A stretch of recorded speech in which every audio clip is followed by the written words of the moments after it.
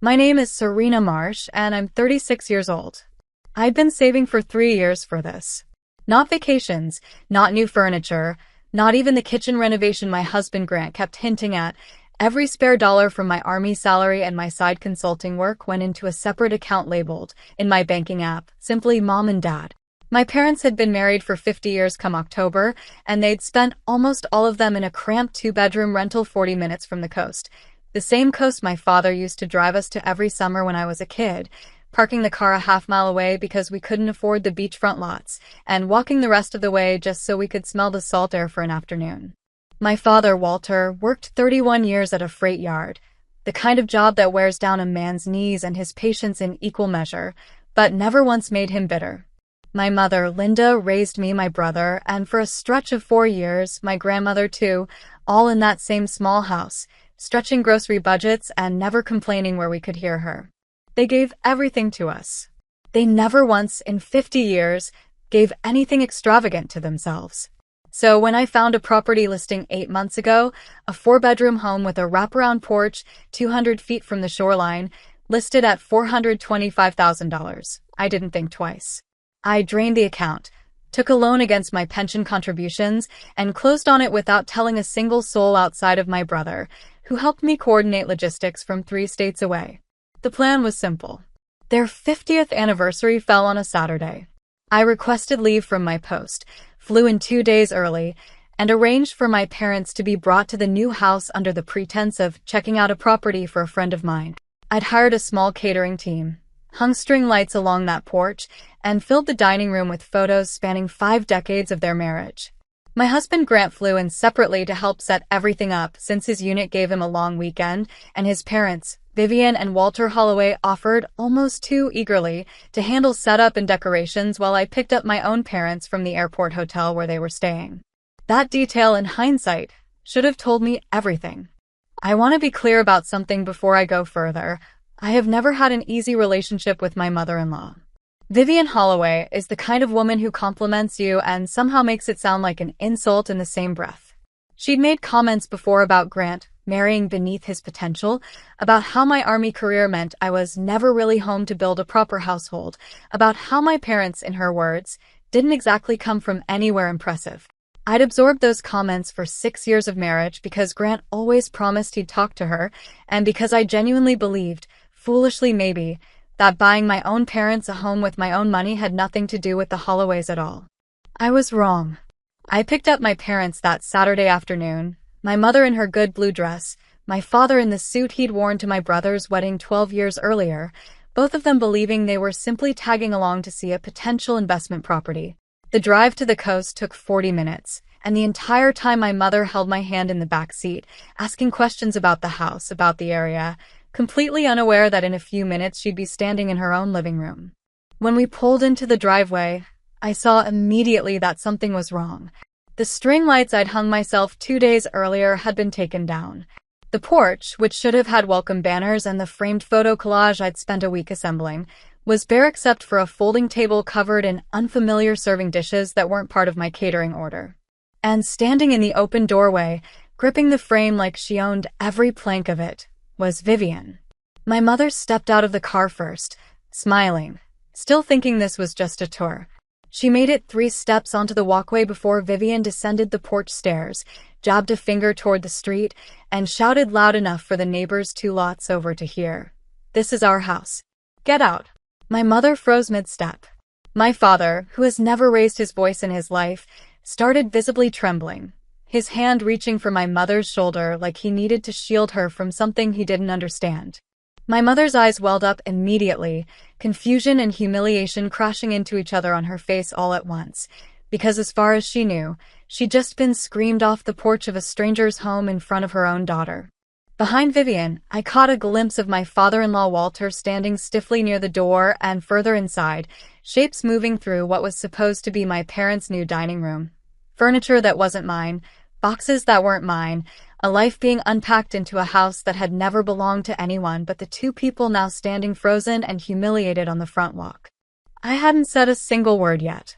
I was still standing by the car door, keys in hand, watching my mother's hands shake and my father's jaw tighten in a way I'd only seen once before, the day he buried his own father. That's when I walked in, and silence fell.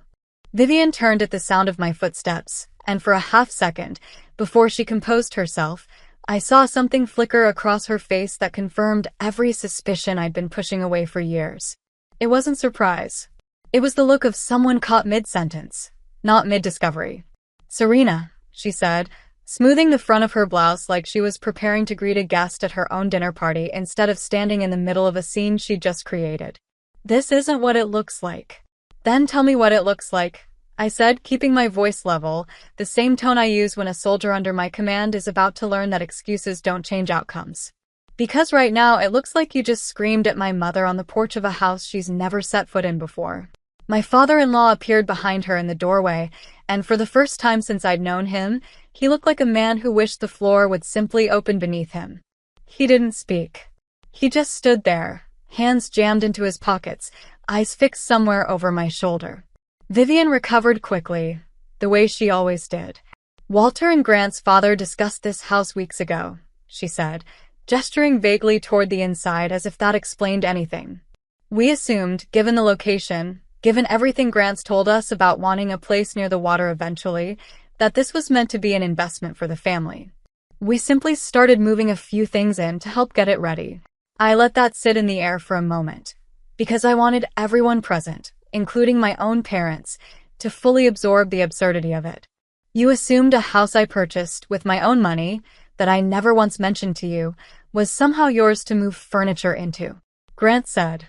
"Grant didn't say anything," came a voice from behind me, and I turned to see my husband walking up the driveway, having just parked the second car loaded with the last of the catering supplies.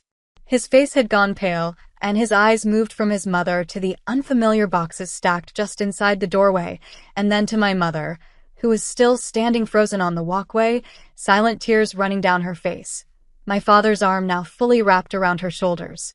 "Grant, sweetheart, we were only trying to help," Vivian started, but he held up a hand, and I watched something shift in him that I'd been waiting 6 years to see. "Mom, whose name is on this deed?" he asked. She didn't answer. "Whose name, Mom?" "Serena's," she finally said, quieter now. "Then it's not a family investment. It's my wife's gift to her parents, and you had no right to touch a single box in this house, let alone scream at her mother on the front steps." He turned to his father, who still hadn't said a word. "Dad, did you know about this?"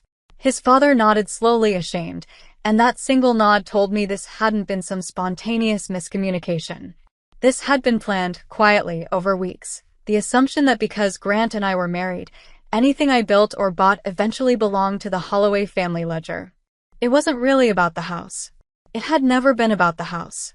It was about a pattern Vivian had been trying to establish since the day Grant introduced us, the same pattern she'd used to dismiss my parents as not coming from anywhere impressive, the same quiet erosion she'd been attempting for 6 years, except this time she'd tried to erase my parents from a home with their own names already filed on the paperwork. I walked past Vivian into the house, and one by one, I started carrying the unfamiliar boxes back out onto the porch. Nobody stopped me. Grant joined in without a word, carrying out a lamp that wasn't mine, a set of dishes that wasn't mine, 2 folding chairs that had replaced my catering tables. His father followed, silently helping load it all into their car, his face tight with an embarrassment that, for once, looked genuine.